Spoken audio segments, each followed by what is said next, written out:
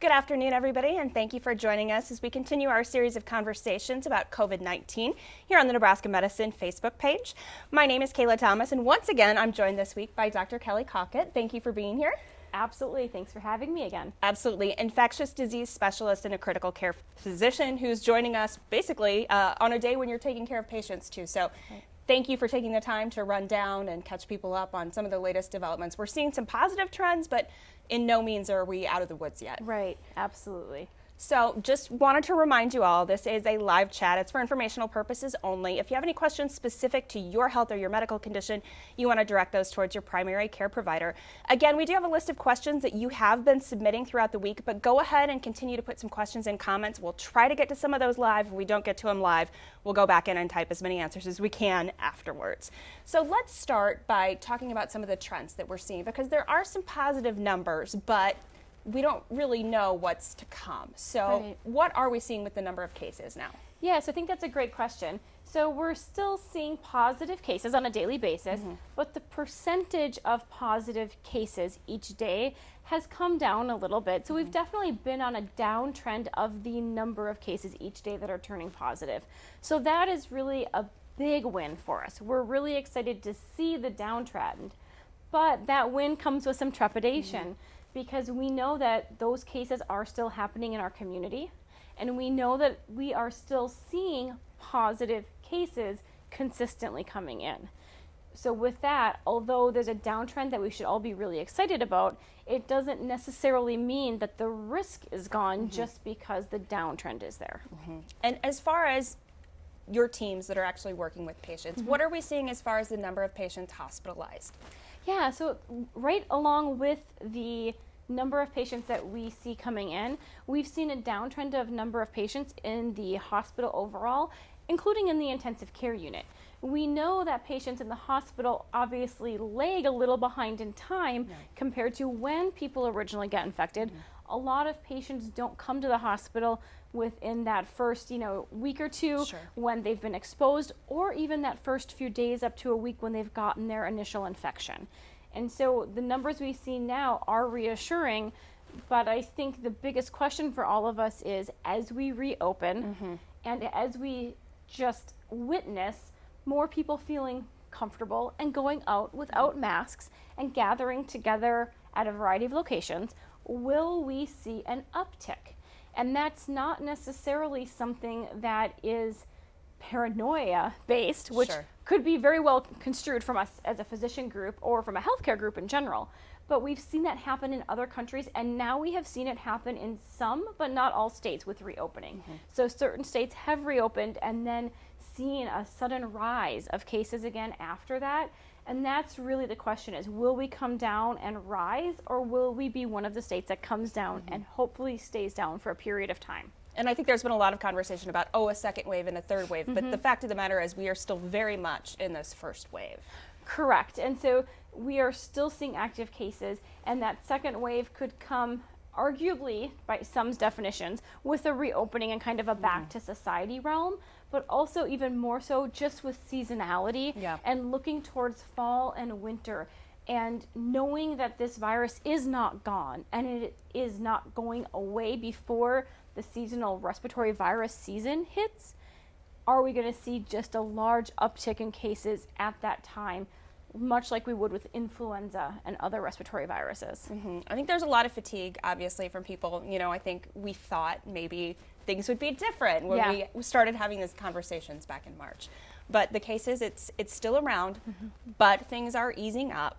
Some more things are opening back up again come June 22nd. So what advice do you have for people, because they're getting anxious to go out and there are more opportunities, but what's your advice? What's smart to do at this point? Yeah, so I think this is such a great question. And there is so much fatigue from being in masks, from carrying hand sanitizer, from staying home, working from home, not going to restaurants, not taking your kids to sporting events or concerts or other places in which we were used to a year ago. I think it's very important to consider where you're going, the health of the people you're going with, and whether or not you have some capacity to still maintain social distancing and still consider wearing masks in those crowded areas. We would all love to see everybody still wearing masks because, again, we don't want anyone else to fall victim to getting this infection. And the masks are one of the best ways to help with that. And as hard as it is, and as tired of wearing masks as we all are, including myself, I would love to not be in that scenario still. But every time, if I have to go out and do grocery shopping for my family, which I still only do once a week at the most, I still go out with a mask. I still have my hand sanitizer with me, and I do my best to maintain that distance from people because it's still out there and it still has the capacity to come back at high levels. There are a lot of articles, I think, going around on social media and stuff discussing like what activities are considered more low risk, what activities are considered more high risk. So things like going to bars, attending a concert, being in a stadium are obviously at that high red level. What are some things that are more low risk that are safe to do for people who are really looking just to get out of the house? Right. So I think one of the best things to consider is, one, are you indoors or outdoors? Yeah. I know we've had a lot of heat lately, so it's been harder to be outside for some people with that. But being outside is an optimal kind of ventilation standpoint. So when we think about other places, like when you think about a bar, most bars, if they're enclosed in 4 small walls, there's not necessarily great airflow into that area. And that can be one of the risks, especially in a scenario where people aren't wearing masks because they're drinking and they can't. And so I think looking at, if you're going to a restaurant or a bar, is there ventilation? Is there outdoor access to sit in? Is there a way to socially distance yourself from other large groups that are in mass in a place, but still go out and enjoy yourself in a smaller group? I think that's okay. And I think it's okay to be in those scenarios. And I want people to feel like they have some control coming back. Because I think that's a lot of this too, is just the loss of control of being able to do the things we want to. And how do we reintroduce that safely? And I think that is trying to maintain that distance and look at your options and see where you can go. I think one of the things that's really promising now, and we've got a question, I had one planned and we've had one popped up, so I'll go ahead and jump ahead. About the treatment. There's some good news on the treatment front. So go ahead and explain a little bit more about that. Sure. So we know that remdesivir works. We know that it decreases the length of stay. And we know that although not statistically significant, the clinically significant part of improving mortality or decreasing deaths from remdesivir was present in that study. And so that is something that we have been using aggressively. We have access to it both in clinical trials to help look at additional medications that with remdesivir may further improve outcomes, and also just remdesivir alone for people who cannot be enrolled in the trial for various reasons or who choose not to be. Sure. In addition, in the last 24 hours, really, there's been a ton of press about the use of steroids. And there's a study out about dexamethasone, which is a specific type of steroid that was related that it had huge improvements in death rates for people who received it. In those particularly who received the steroid when they require oxygen or require being on a breathing machine or ventilator. So this is really interesting, and we're very interested to see the full study published. We just have to keep in mind that this was strictly a press release. So we can't actually see all of the information, all of the data. We actually don't even know when, in fact, they fully started the treatment and how they chose who got it. That all comes into play when we look at it and say, how good is that really? You can find data that's significant, but isn't necessarily great data based on study design, how the patients were chosen for the treatment, and a lot of the analysis options. So I think it's just with great interest we look towards it, but we're not quite ready to jump out and say everybody should get this, because we know in the past steroids with viruses were not a good mix in most cases and actually made things worse. So we just want to be cautious that if we're going to go forward with a treatment like that, that we think about it, we're thorough, and we know that the evidence is high enough quality to move forward. Track and trace is something that I've heard a lot of, and we know that there's a lot of contact tracing going on. Are the people who are getting sick primarily close contacts of other people? Do we know that it's mostly kind of that sort of transmission as opposed to random unexplained or surface contact or something like that? Sure. So we've seen a lot of close contact exposures where someone may have had an exposure to a family member or a close coworker and contracted it. But frankly, we have seen people where we're not entirely sure where they got COVID-19 from. And that tracking of a patient and tracing anybody they've had contact with and trying to determine, can we relate these all to a clear outbreak, or does it appear that there's some community spread? It still appears that there's some community spread, which is why the masking, the social distancing are still important, because if we can't trace where a person got the infection from, that means there's probably more people that we're not capturing, and it's out in the community, and we grapple with how to isolate people or warn people when we can't say where it came from. Masks, I want to talk about. Obviously, it's a hot topic every time. And we just want to point out, we did wear ours in. That's why we're 6 feet apart, and we'll put them on as soon as we go back out. There is universal masking, of course, in place here at the Med Center. It just seems like I think a lot of people are sick of wearing masks. There's a lot of controversy. People don't want to be told that they have to wear a mask, but it's this idea that we protect each other when we wear a mask. Can you just explain how that works? Right. So and there was actually an analogy I think that Dr. Kahn gave about wearing a mask being kind of like a seatbelt. It helps protect you when you go out and you're in the public, because when someone else who's not wearing a mask is coughing or sneezing, talking, yelling, singing, and they have more droplets spread and they have a positive virus, if you're within 6 feet, if those droplets land on your eyes and your nose and your mouth as you're breathing and engaging in activities, that is one of the ways, and really that mucous membrane contact is the most common way that we believe people are getting COVID-19. So the mask protects you. It also serves to protect others if you develop COVID or you're in what we call a asymptomatic or pre-symptomatic stage, meaning you've been exposed, the virus actually is in your body and growing and increasing in numbers, but you don't have the fever or the cough yet, but you might get it in a few days. And in those early couple days, yes, people can still transmit it. And yes, although not as common, the asymptomatic patients still seem to have some capacity to spread this. Maybe not as high as earlier reported, but it's not zero. And so it does help you protect the other people around you, because you don't know who may be more susceptible when you go out in public. And so it is a safety net for everybody, and it's tough and it's not fun to wear masks. We all know that. It feels far less personable, I should say. Absolutely. And then it's hot. People are hot, we're sweaty, you breathe harder. It's tough to wear them.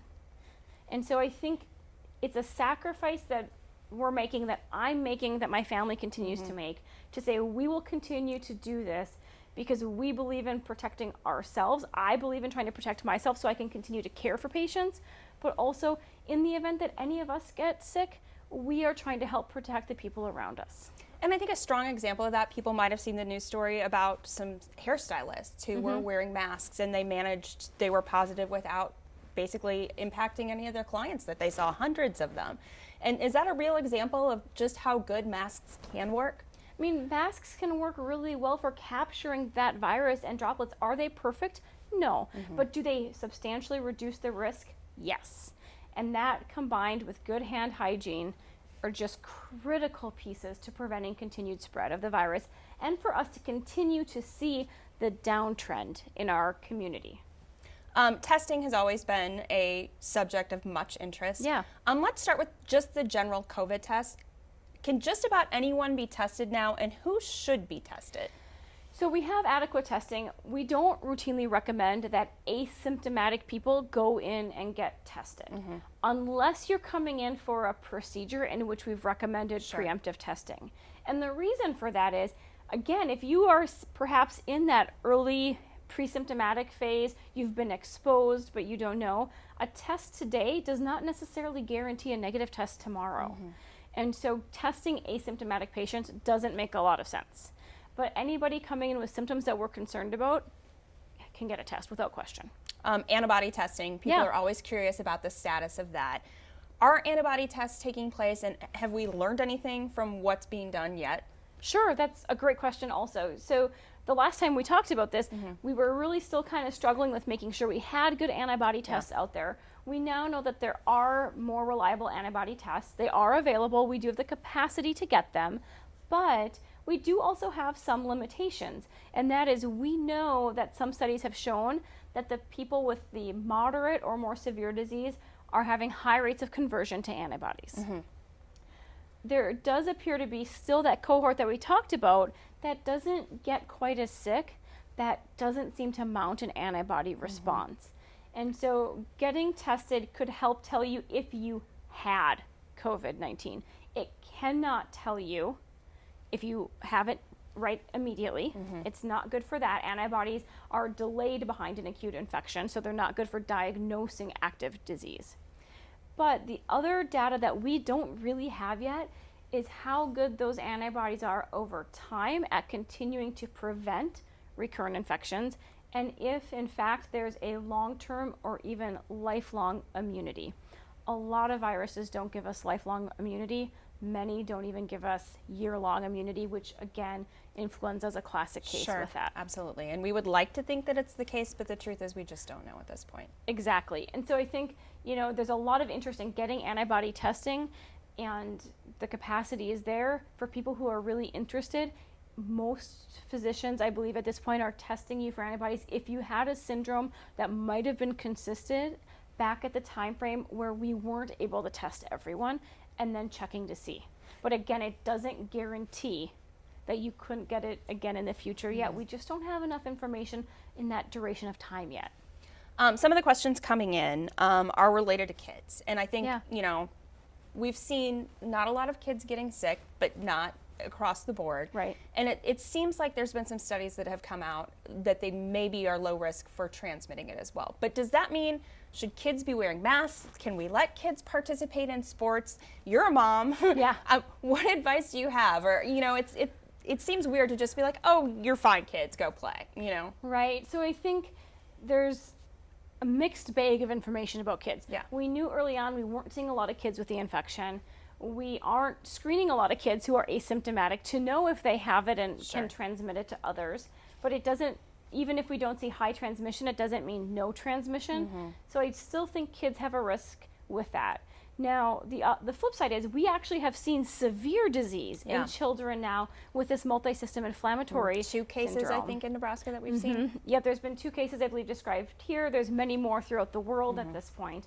And so even though the risk may be low, we have seen a syndrome develop and be well described that is lethal. And so I think as a parent, that still gives me pause. It still makes me look at what are my kids engaging with and how are they doing that. Now, masking kids, especially depending on their age, is really difficult. And I very much appreciate that. My 4-year-old does not wear a mask well. She is touching her face all over the place. She's ripping it off. She's putting it on. And I can't even sanitize her hands fast enough if I wanted to adjust for that. Sure. And that does become a risk if she's getting exposed and she's playing with the mask all the time, where it may not be as helpful. So I think the use of masking kids is ideal. Execution is tough. And I think we have to do our best to, in really large crowds, consider whether or not masks can be used safely and if they're serving their purpose. If it's actually a higher risk because of playing with it, I think we have to be cautious and then think a little bit more about, can we engage in activities outside? Can we engage with a little more social distancing? Can we teach at least really good hand hygiene? I think if you're on any social media channels at all, you can't scan through without getting an advertisement for a fabric mask. They're like our trend setting now. We have leopard print ones. Right.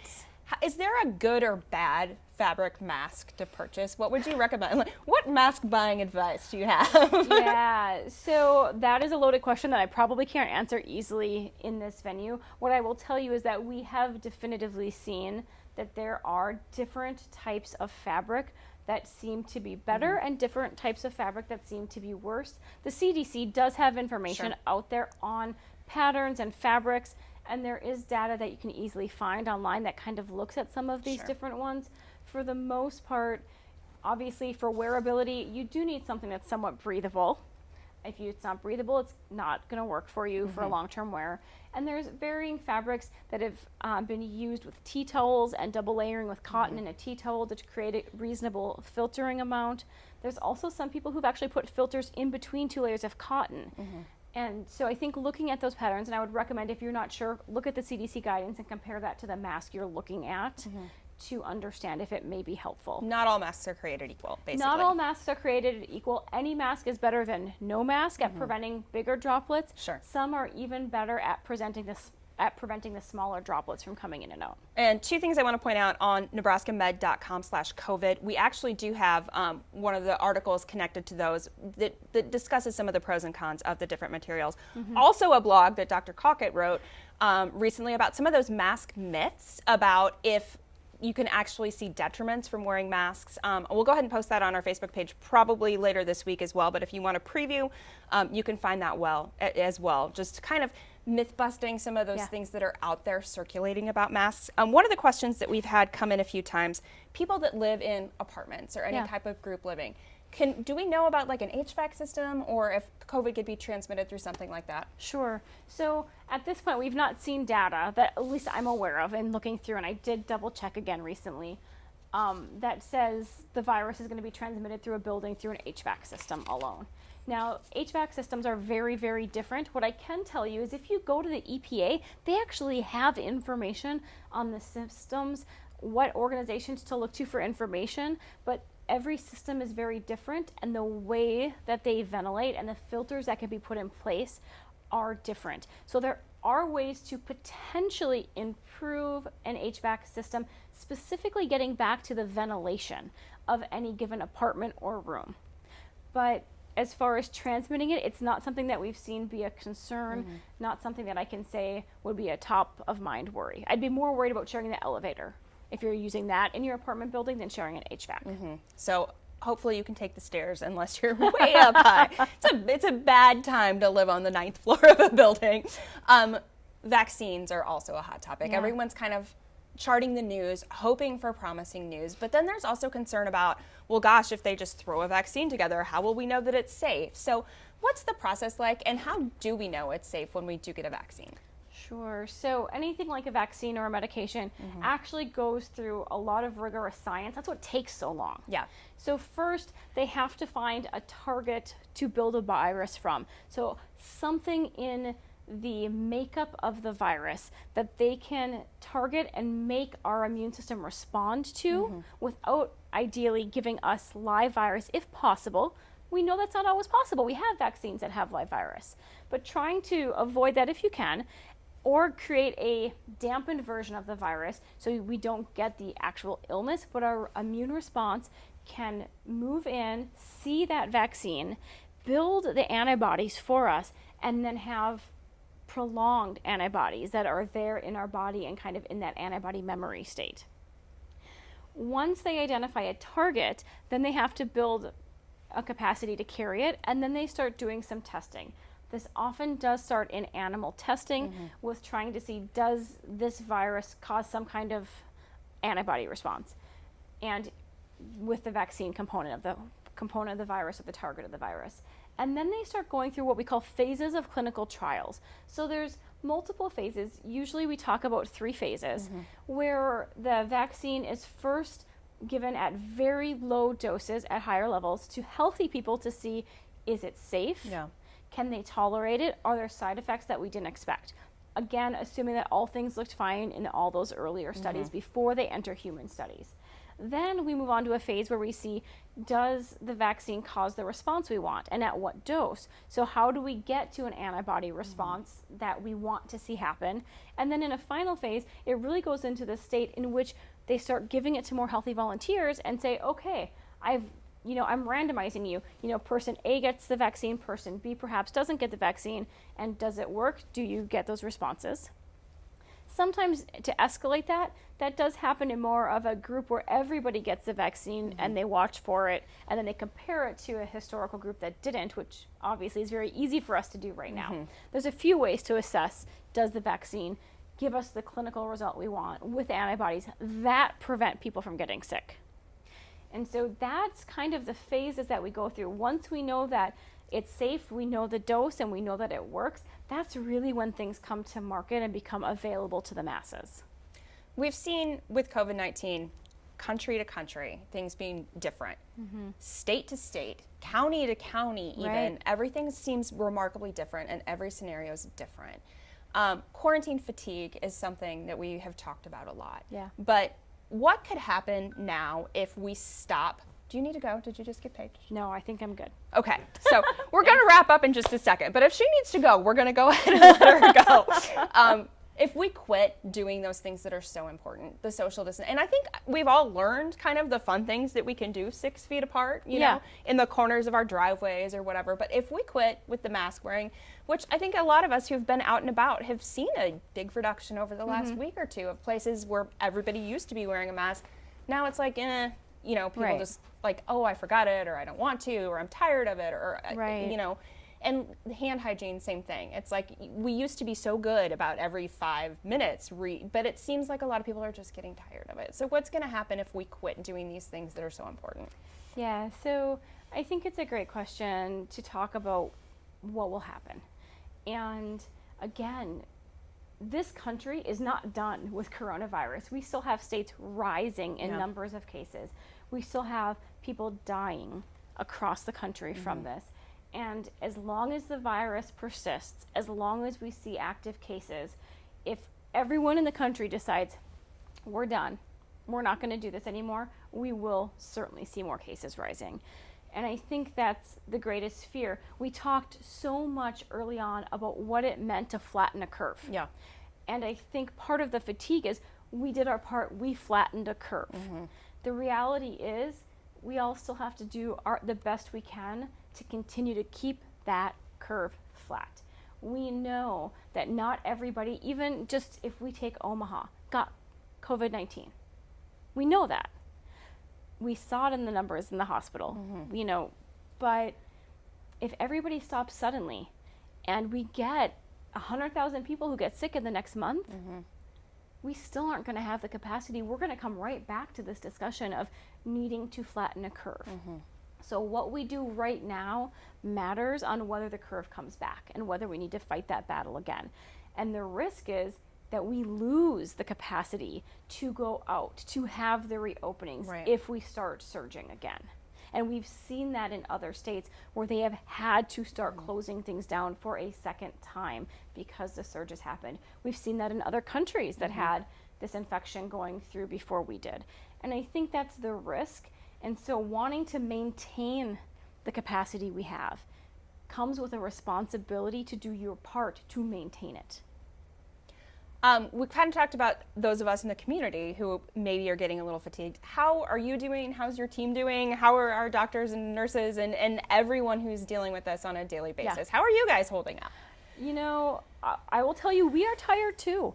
This is a long road for us. It's a lot of work. It's a lot of extra effort, and it's a lot of continued learning and figuring out what is the best practices and understanding all of this research that's coming out and making sure that we're providing the best possible care to everybody who's coming through our doors.